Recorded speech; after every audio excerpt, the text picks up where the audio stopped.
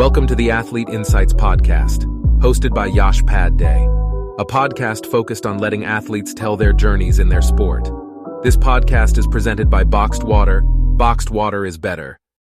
Welcome into another episode of the Athlete Insights Podcast. Today I've got my guest, the Deputy Commissioner of the Big Sky Conference, Mr. Dan Satter. So I appreciate you, Dan, for spending the time. And I know we had some time glitches there with availability and stuff like that, but I appreciate you making time to to hang out with me on this podcast for a bit. And Oh, share well, your I'm story. flattered you asked, though I do have to warn you, my athletic skills personally are pretty lacking. So I hope that doesn't cause you to have to rebrand the entire podcast. No, no, you're fine. You're fine.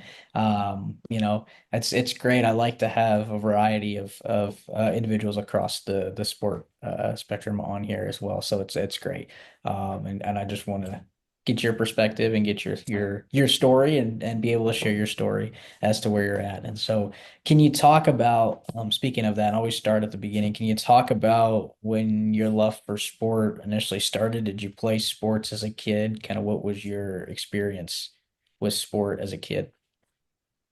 Yeah, I was very lucky to get to play all kinds of sports, basketball, baseball, soccer, growing up, Hmm. in various youth leagues, and then went away to overnight summer camp, Hmm. Camp Manitou up in Maine, and we played every different sport imaginable all day long. Gotcha. So I was always surrounded by it, always had a passion for it. I grew up in the Boston area Hmm. and uh, quickly took to liking the Celtics and the Red Sox Yeah. and the Bruins and the Patriots. So I was a big fan of those teams, particularly the Larry Bird era Celtics. There you go. Was really, um, I think, when I really kind of fell in love, if you will, with sports and became obsessed with it and statistics and Yeah. um, understanding what it was all about. And I've always, like I joked at the beginning, haven't always been a great athlete, but always have really enjoyed two things about it in particular: Hmm. competing and Yeah. and what you learn from that and how you grow from it, and being part of a team. Gotcha. And Yeah. feel really fortunate that I've been able to find a career that's allowed me to stay involved in that field. Hmm. And still, those two principles I think apply, um, not just in my field, but pretty much any field. Yeah, yeah. And is there any, you said you really started to fall in love with when we were watching the Larry Bird era Celtics and the Red Sox and all these different Boston area sports. Fair to say you're a Patriots fan as well, along with that? I am. I Okay. am. Yep. Yeah, And yeah, yeah. Okay. old enough to remember the lean years before the There you dynasty go. started. So, Yeah. yeah. But is there a core memory as a kid playing sports or watching sports that really stuck out to you as a in your youth? I would say between my dad and my maternal grandfather, Mhm. taking me to Boston Garden, the old Boston Garden, and Fenway Park for games, and that experience and being with two people like that who I loved, Mhm. but also getting to go to see, you know, those type of events in person. And again, it just perfectly blending with my interest at the time. And, uh, you know, you, I was obviously watching them on TV, listened to a Mhm. lot of the games on the radio as well. But, getting to do that in person and experience those two historic venues, Mhm. and that really being a core memory, if you will, of my childhood, certainly just I feel really lucky that I had those experiences and I still cherish those memories. Yeah, and that's the beautiful thing about sport is you can build so many memories off of it. As a kid, as an adult, as anybody, can build so many great memories with sport and a lot of connection to sport in that regard. And you talk about your youth experiences being able to be playing summer camp and playing youth leagues and a variety of different sports that you contributed to and played. Did that carry over into the high school level as well? Did you play any sports in high school in that regard? I did, at various points in high school, Mhm. played, let's see, soccer, ran cross country one year, played basketball.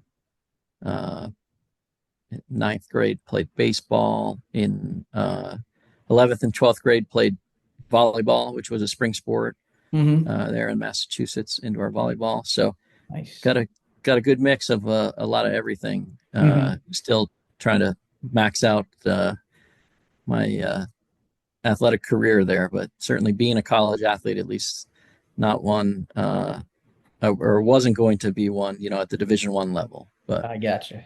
I gotcha. And you and I have something similar when I was researching your history and looking at kind of where you've been and all the places you've been, which has been great to see kind of where you've been and all the different stops that you've been at. But you and I have something in common in that we both got our degrees or bachelor's degrees in journalism.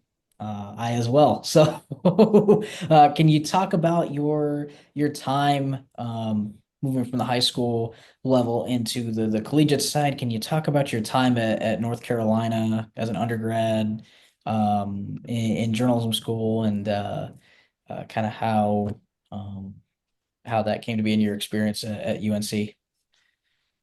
certainly it was, growing up and when I realized that peaking out at 5'9" in height was probably not going to lend itself to being a shooting guard Uh-huh. for the Celtics, that I probably had to make a career pivot Yeah. sooner than later. Yeah. And I thought I wanted to be a sports writer and a sports broadcaster, and Okay. thus pursued journalism. Hmm. And I wanted to try to find a school where the um, athletic department would be part of the experience I could have in covering that, as a student reporter, Hmm. and was fortunate to get a fair amount of experience, a little bit with print, a lot with some online websites Hmm. covering the UNC women's basketball team and baseball team. And I wrote for a couple of periodicals and broadcast on the radio as well as an audio only stream, uh, the UNC women's and UNC men's soccer programs, and Hmm. did that for a few seasons. So I got to do a bunch of different things in that realm, and I was grateful for the experience. But what it did do was lead me to realize, while I enjoyed parts of it, it wasn't something I felt I wanted to do, every day of my career for the rest of my life. Hmm. And there was somewhat of a, senior year moment of panic when you realize what you've majored in isn't what you want to do. Yeah. Uh, but fortunately, and here it ties into sports once more, Yeah. at Carolina, we had to take a PE course. We had to take two PE courses to graduate. So Uh-huh.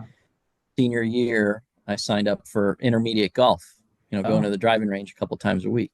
yeah. And the first day of class, the instructor is introducing himself and mentions that he's a grad student, and basically explains, like, we're gonna you, you get to come here and hit a bucket of balls twice a week, and as long as Hmm. you don't cause problems, we'll have a good time, and by that much practice, you'll get better too. So Hmm. we're cleaning up after the first day of class, and Yeah. I'm standing next to him, and we're literally, shoving golf clubs back in a golf bag. And I said, "You mentioned you're in grad school. What are you studying?" And again, I'm a senior trying to figure out what is next for me. And he Yeah. says, "Oh, I'm getting a master's in sport administration. I want to be an athletic director."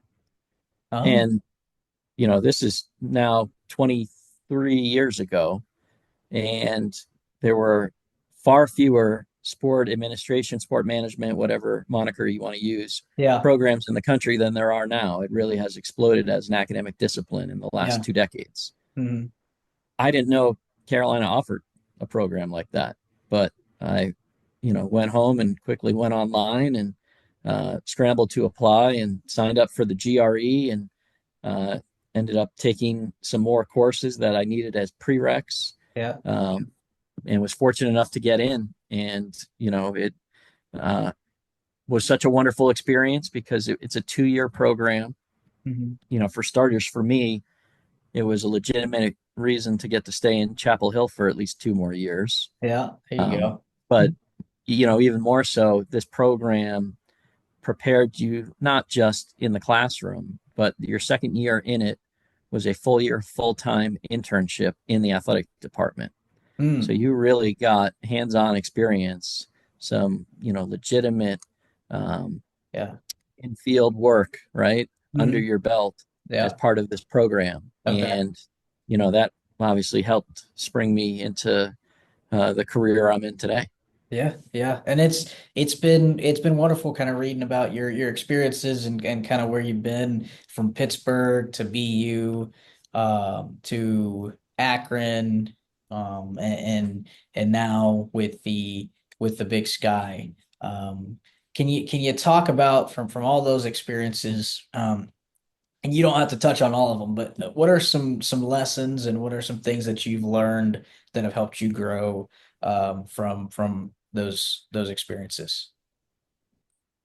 Well, I've been so lucky Mm, about it, and just incredible good fortune, more so than I deserve, I'm sure, and not only where I've worked, but for whom and with whom.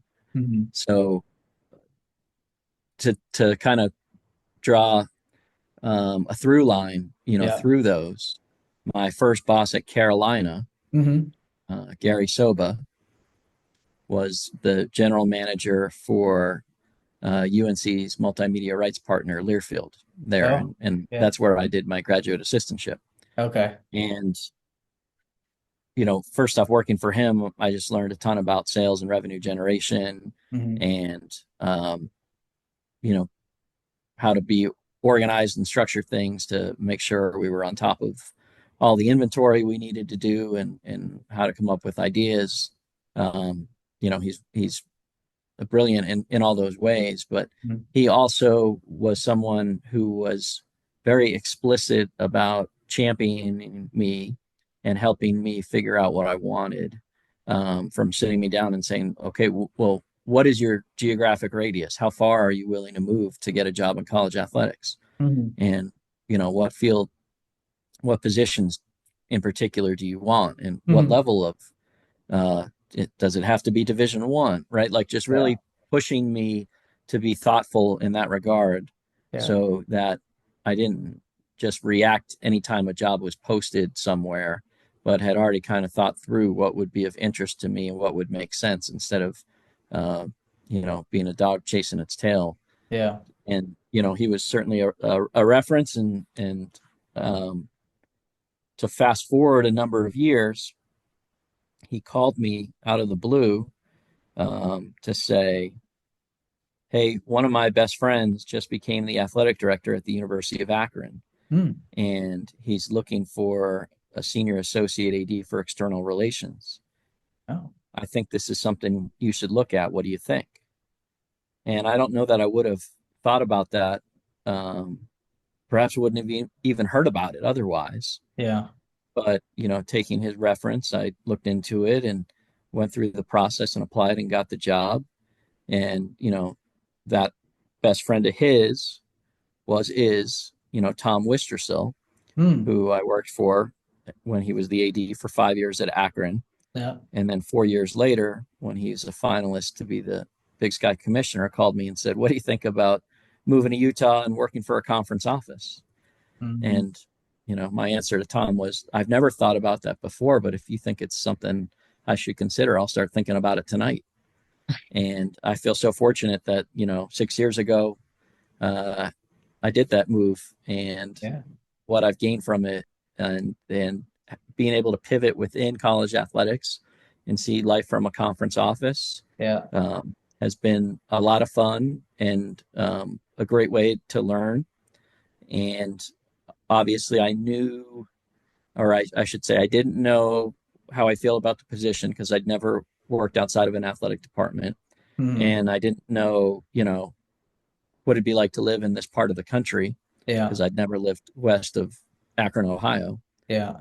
But I knew who I'd be working for in Tom. And Hmm. so, that gave me peace of mind to, take what I'd call is a calculated gamble, knowing that if I didn't like it, I could always go back to working for an athletic department. Yeah. But it's been even more fun and enjoyable than I thought, and a great growth opportunity for me.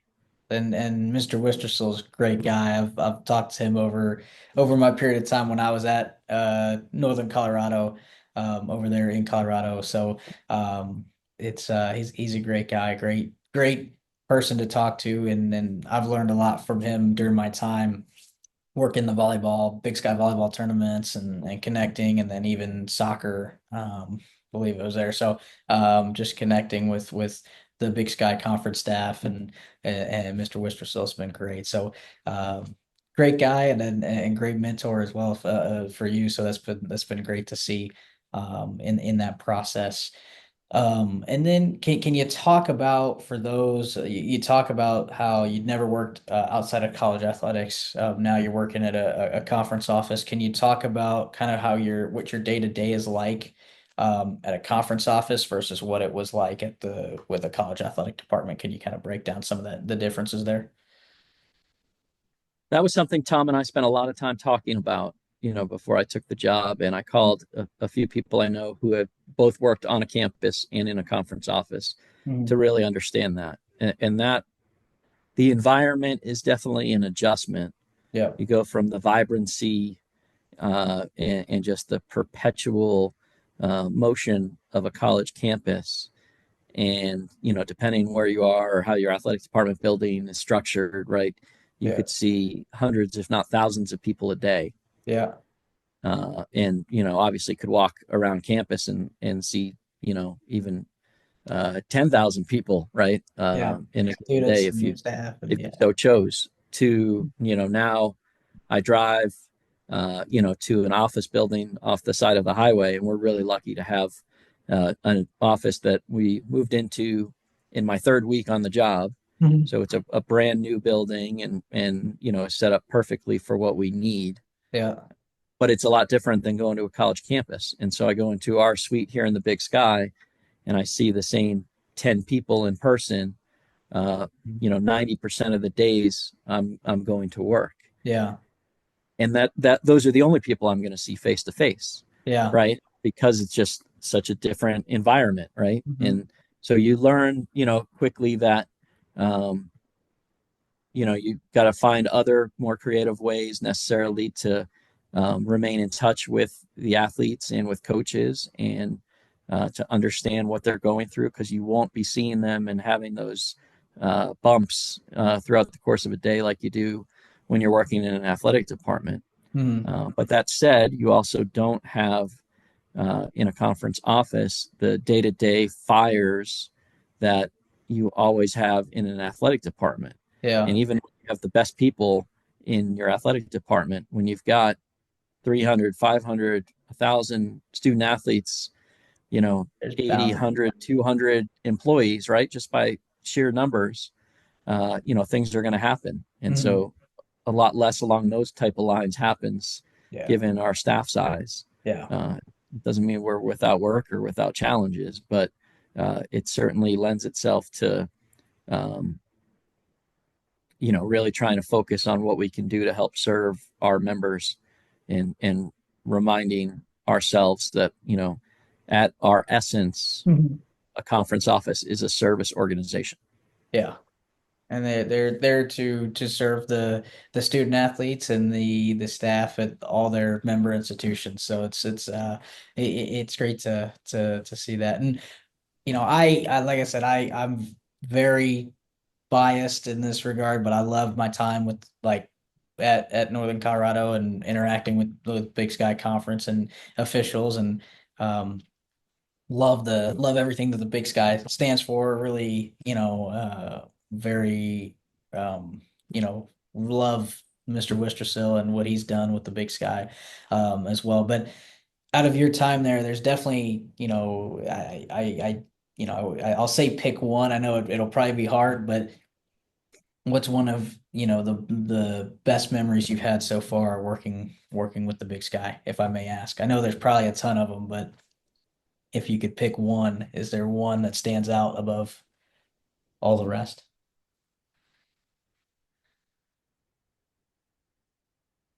I think if I have to pick just one, Hmm. I would say it would see our years long campaign to get College Game Day to host its show on a Big Sky campus come to fruition Yeah. when they went to Bozeman, Montana a Uh-huh. couple of years ago.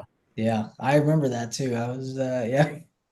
You know, in a lot of ways, we've said we think that, might be the greatest day in Big Sky history, not only because Hmm. game day was there for the Brawl of the Wild, but also Northern Arizona men won the cross country national championship again that day Ah, uh, with a tiebreaker. So it was like as close as it possibly could be. And I believe that was their sixth national title, if I'm getting my years right of when that happened. So, yeah.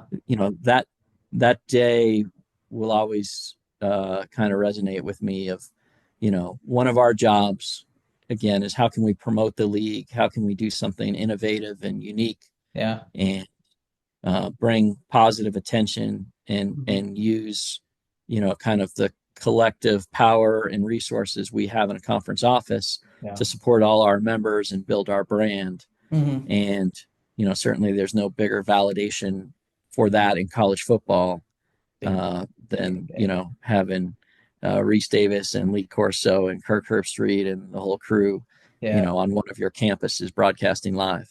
Yeah, that And I can't remember ever being colder, Yash, because it was literally -3 degrees yeah. when we left our Airbnb to go to campus at whatever time, 5 a.m. in the morning we Yeah, five did. or six. Yeah, that's But it was well worth it yeah. to see and experience that. Yeah, no, college game day is something else. I've only experienced it once during my time at Memphis, at the University of Memphis during my master's. So college game day is great, and it's always a pleasure to be around that environment and that group. So Yeah, and it was the first time ever being on a Big Sky campus, so yeah, really that's what made it so monumental. yeah. Um, No, it's and Bozeman's such a I mean the Brawl of the Wild is so iconic when it in relation to the Big Sky. It is no better place to put it in that regard. To have game day in for that event and for that occasion. So yeah, so and the way I always sum it up is, somebody said, "What a once in a lifetime yeah, experience." And my response was, I hope that's a first in a lifetime experience, yeah, because certainly we'll continue to campaign because Bozeman was a wonderful choice, but there's many others in our league oh yeah, deserving as well. yeah. And we hope we'll get the ESPN crew back out our way sometime in the near future. 100%, 100%. And yeah, I'm a big, like I said, I've been talking, I'm a big proponent for the Big Sky. I really enjoyed um, the Big Sky and really enjoy the people that make the Big Sky, the coaches, the staff of all these institutions that I've been able to connect with and overall it's been great. So and then can you talk about, especially now with like you talk about creating innovative strategies and things for promoting the league. And right now, NIL is so prevalent in our league. Can you talk about kind of what the Big Sky Conference is doing in that regard, or is there something, steps that the conference office is doing in that regard in terms of the student athletes that are member institutions? We've tried to be on the forefront going back to, when NIL became permissible in the summer of 21. Hmm. And we did a league wide partnership with Influencer to Okay. be able to put content directly in the hands, or at least the cell phones, Yeah. of our student athletes. And our approach really has been, we want to encourage this and Mm. we want to support it with resources how we can. Yeah. Obviously, it's going to be up to each individual athlete whether or not they want to pursue, trying to monetize their NIL Yeah. moving forward. But we at least wanted to have an actionable plan where we could be adding value and providing them Hmm. the ways where they could do that. Yeah. And so that's something that I know we've taken a lot of pride in and continue to build up and have reciprocal photography sharing of Yeah. files amongst our schools and with the conference office throughout the year. So all of us can be using that on social media. Yeah. And again, then it through AI with facial and jersey number recognition is getting sent directly to student athletes. So Yeah. they have their content accessible to them if they so choose to use it. No, You and know, but in general, we're always trying to think about what ways our members need us. You know, mhm. this is going to be an interesting time Yeah. continuing because we'll have some members of our league who opt in to the terms of the house settlement should they be Yeah. actually finalized, Yeah. and some who won't, at least for this first year. Yeah. And so we're trying to make sure we understand what the ramifications of that are and what league wide rules we need to have. But we'll continue to promote the Big Sky as a Mhm. great place to compete in college athletics, and Yeah. to make sure that we don't forget to emphasize and underscore the part about getting your degree and Yeah. the value that that provides for a lifetime. So Mhm. that's something that, while if they can make money, we're all for it, and we'll be proud of them Yeah. for it. We want to make sure too that it isn't lost, that it isn't just this professional model solely, Yeah. that it also can be accompanied by continuing to reap the benefits of earning a degree from an institution of higher learning.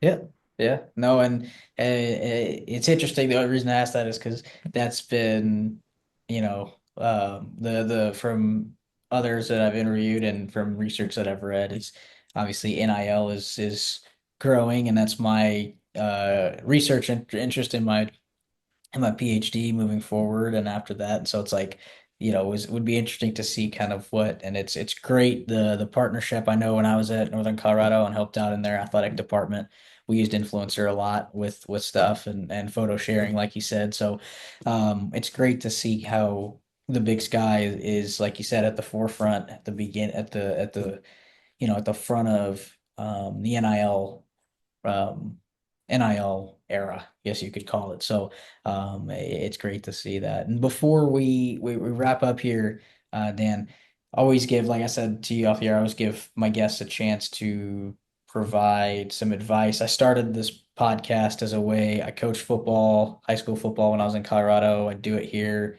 in Kentucky now as well. And really, like, I started this podcast as a way to help the kids that I coach understand what it takes to get to that next level and get to that level. And I started this as a way for, so I always ask my guests to provide advice to young people and to help young people, because that's really, I read something the other day that said, like, the best thing you can do is mentor young people and help them get to where you are, and that's really the measure of success and what you can do. And it was a great quote, but it got me thinking, like, with my podcast and what I've been doing. And so wanted to kind of give you some time. I say all that because I wanted to give you some time to um, ask and say, what if you could give one piece of advice to a young person in your shoes, maybe somebody who was in your shoes, like within your time at Carolina, um, who wants to get to the level that you're at now in life, what's one piece of advice you'd give that person or young people in general who are, Yeah, I'm trying to hammer into what would be the one. uh-huh, So many going through my head. yeah, I think what I'd come back to is to pay more attention to who your boss is and who you'll work with and learn from yeah, than what your title is or what level your organization or college is in or what conference or anything like that. I hmm, think your job satisfaction and your growth are going to be driven more by that supervisor or the people you work closest with yeah. than they are what your business card says. I And love that. that can be sometimes a challenging thought to wrap your head around, but it has proven really true, in my experiences, both positive and negative. The best experiences, Mhm. and then the ones that were the most challenging. I can see some patterns there that Yeah. I think get tied into what that advice I'd offer. But this is also something that, in general, I would say, and this is something Tom espouses, I think, to us, of that we want to take our work seriously, but not ourselves too seriously, Hmm. right? And what we're doing, and that certainly some issues are very serious and Yeah. require that approach, but a lot of what we're doing is talking about sports and creating opportunities and trying to give fans a better experience and enhance the student athlete experience, and we can have fun with that, and we Yeah. shouldn't lose sight of that. There's a lot of stuff going on in the world Yeah. that would require a different perspective and tone, and we need to be appropriate, but at the same time we can continue to bring joy to what we do, and realize, at least I try to remind myself, that this Yeah. is a get to and not a have to Yeah. kind of job. Yeah. And I've been the same boat. I've constantly telling myself, obviously with working on my doctorate and getting through my dissertation, there's times where I'm like, man, like it's stressful, but then, I always remind myself, 5 years down the line, or 4 years down the line, or what we're doing is we're immersing ourselves, and we're going to be better people for it in that regard. And so a better person in my regard for it. So I'm constantly in that boat as well, of reminding myself of the get to, not have to, with what I'm doing. So it's great to hear that from you. But that's all the time we have for this episode of the Athlete Insights podcast. Again, I want to thank Mr. Dan Satter, the Deputy Commissioner of the Big Sky, for taking the time and spending with me this afternoon. And you can follow Dan at I'll have your social media handles on the video, as well as the Big Sky handles in the description for YouTube and Spotify. And then you can follow my podcast on YouTube, Google Podcast, Apple Podcast, pretty much wherever you get a podcast, you'll find this one. But once again, Dan, I appreciate you taking the time, and let everyone know in the Big Sky conference office I said hello. So, Will do. Thanks for having me, Yash. yep, appreciate you. I'll see you next time.